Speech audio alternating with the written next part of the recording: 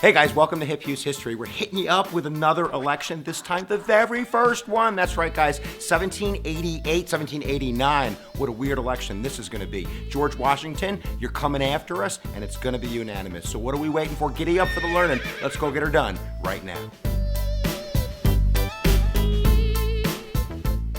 So a little bit of context before we actually get into the election, because it's quite a weird scenario. In fact, it's the only election that's not in a multiple of 4, because the Constitution is ratified in 1787, and the election's going to be held over 1788 and 1789. What are you talking about, Mr. Hughes? What about the Revolution in 1776? Well, of course, we all know, maybe you don't, about the Articles of Confederation, where there is no executive, there is no president. If the aliens come down and say, take me to your leader, I'm like, I don't know what to tell you. But there is a president of Congress. So Samuel Huntington, bet you haven't heard that name before, is technically the first president of the United States because he was the president of Congress when the Articles of Confederation was ratified. But George Washington is it, baby. At the Constitutional Convention, he is the most popular man in America and the richest guy in America. Not to mention all of his military exploits. Everybody knows this guy. So considering that there's no political parties, we really haven't had a formation of the Federalists and the Democratic Republicans yet, he really is going to be it. In fact, it's really going to be a fight for second place. So why don't we explain that right now?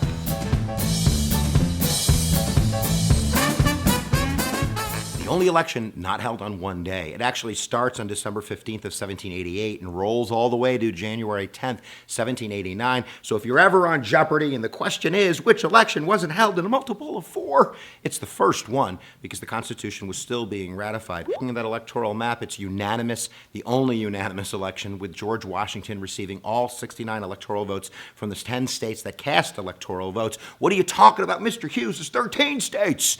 Well, New York couldn't get their business together. North Carolina and Rhode Island hadn't ratified the Constitution. What are you doing not ratifying the Constitution yet? Get your business together.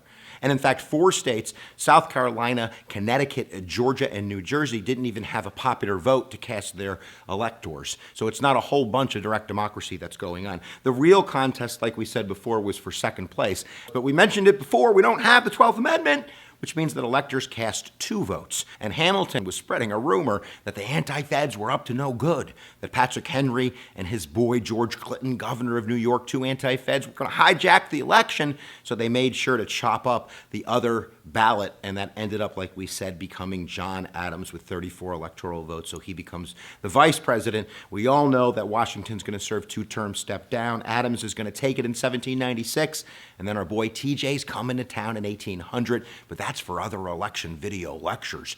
So there you go, guys. Now you know something about the election of 1788, 1789. Say that 3 times fast. Election of 1788, 1789, election of 1788, 1789, election of 1788, 1789. And we'll say it like we always do. Where attention goes, energy flows. Make sure that you check out the playlist down below where you can check out all the elections that we've done so far. And we'll see you guys next time that you press me buttons.